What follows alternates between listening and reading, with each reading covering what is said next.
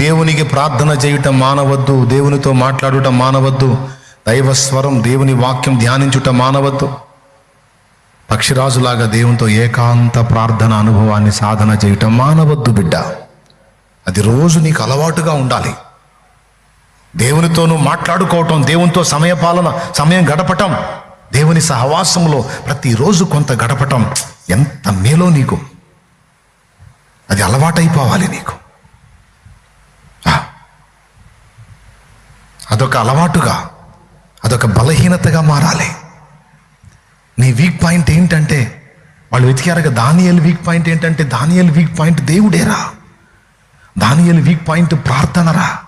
ప్రార్థన చేయకుండా ఉండలేడు, తన దేవుని స్తుతించకుండా ఉండలేడు.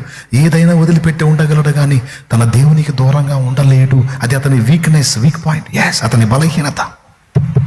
నీ బలహీనత, నా బలహీనత కూడా అదే అయి ఉండాలి.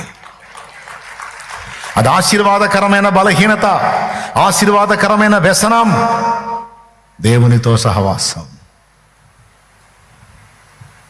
మీకు నాకు ఆపిచ్చేబట్టాలి. ఎంతమందికి అర్థమైంది నాయనలారా?